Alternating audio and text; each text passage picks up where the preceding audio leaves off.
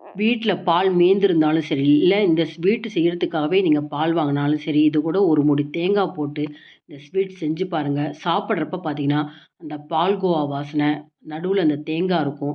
கொஞ்சம் நட்ஸ் எல்லாம் போட்டு நம்ம செய்றப்ப ரொம்ப ரொம்ப நல்லாருக்குங்க. இந்த மாரி ஸ்வீட்ஸ்லாம் கடைகள்ல கூட கிடைக்காது. அதுக்கு பார்த்தீங்கன்னா, நான் மீந்து போன பால் ஒரு 2 நாள் ஃப்ரிட்ஜில வச்சது மீந்து போயிருந்தது. காய்ச்சின பால்.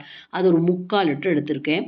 சுவாமிக்கு நெய்வேத்தியம் பண்றதா இருந்தா, நீங்க தாராளமா ஃப்ரெஷ்ஷா பால் வாங்கி, பால வந்து நல்லா சுண்ட காய்ச்சணுங்க. இப்ப நம்ம எந்த அளவுக்கு பால் போட்டிருக்கோமோ, சிம் ஃப்ளேம்ல வச்சு நிதானமா நீங்க கொதிக்க வச்சீங்கன்னா, பாதி அளவுக்கு சுண்டியிருக்கணும். அந்த டைம்ல நல்லா விளஞ்ச தேங்காய், ஃப்ரெஷ்ஷா தேங்காய உடைச்சிட்டு, 1 மூடி தேங்காய் துருவி வச்சுக்கலாங்க. துருவ முடியாதவங்க, நீங்க கீத்து மாரி போட்டு பல்ஸ் மோட்ல மிக்ஸியில பொடி பண்ணி வச்சுக்கலாம். பாதி அளவு நல்லா பாலாடையோடு சேர்ந்து குறுகியிருக்கு பார்த்தீங்களா? இந்த டைம்ல நம்ம துருவி வச்ச அந்த தேங்காய் துருவல கொஞ்சம் மிக்ஸி ஜார்ல போட்டு பல்ஸ் மோட்ல இன்னுமே ஒண்ணு போல நம்ம அரைச்சுன்னு வந்துடணும். தண்ணி சேர்க்க வேண்டாங்க. தண்ணி சேர்க்காம பொடி பண்ணிட்டு வரணும். இந்த ஃப்ரெஷ்ஷா இருக்கிற தேங்காய் துருவல. இதையும் சேர்த்து மிக்ஸ் பண்ணுறப்ப கொஞ்சம் தண்ணி விட்டுக்கும். தேங்காய்ல வந்து ஒரு நீர் தன்மை இருக்கு இல்லையா? கொஞ்சம் தண்ணி விட்டுக்கும். ஒரு 5 நிமிஷம் நம்ம நல்லா இன்னுமே கிளறி எடுக்கலாம். இந்த மாரி கிளறி கொஞ்சம் சுண்ட ஆரம்பிச்சதுக்கப்புறம், நான் வந்து பொடிச்ச வெல்லத்தையே சேர்த்துக்கிறேன்.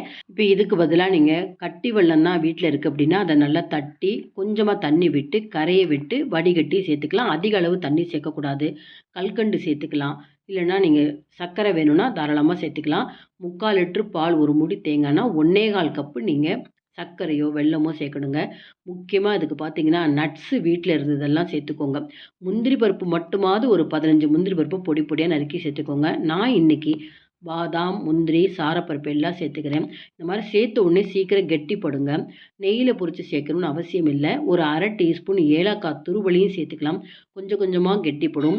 நான் 1 1/4 கப்புக்கு கொஞ்சம் கொஞ்சமா பிரிச்சு சேர்க்கிறேன். முதல்ல 3/4 கப்பு போட்டேன். அதுக்கப்புறம் 1/2 கப்பு இந்த மாரி பொடிச்ச வெல்லத்த போட்டிருக்கேன் பாருங்க. நாட்டு சர்க்கரைன்னு சொல்லுவாங்க இல்லையா? அத தான் சேர்த்துருக்கேன்.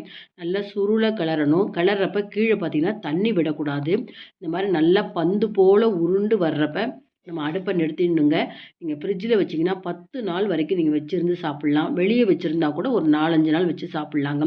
நல்லா இந்த பால்கோவா வாசனையோட ரொம்ப நல்லாயிருக்கும். அடுப்ப நிறுத்துறதுக்கு முன்னாடி சின்ன ஸ்பூனால ஒரு 3 டீஸ்பூன் நெய் சேர்க்கிறேன். நெய் சேர்க்கணுங்கிற அவசியம் இல்ல. இருந்தாலும் அதுலயும் ஒரு மணம் இருக்கு இல்லையா? அதுக்காக சேர்க்கிறோம். இத எடுத்து நீங்க கரண்டியில பரிமாறுறப்ப, நம்ம ஐஸ்கிரீம் ஸ்கூப்ல எடுத்து ஐஸ்கிரீம் போட்டா எப்படி ஒட்டாம வருமோ, அந்த மாரி கரண்டியில ஒட்டாம வருங்க. மிஸ் பண்ணாம இந்த வீடியோ பார்த்த உடனேயே நீங்க இந்த பால் வாங்கி செஞ்சு பாருங்க. முக்கியமா நெய்வேத்தியத்துக்கு நீங்க தாராளமா இந்த ஸ்வீட் செஞ்சு நெய்வேத்தியம் செய்யலாம். இந்த வீடியோ பிடிச்சிருந்தா லைக்ஸ் குடுங்க. மறக்காம என்னோட சேனலுக்கு சப்ஸ்கிரைப் பண்ணி எனக்கு எப்போதுமே சப்போர்ட் பண்ணிட்டே இருங்க.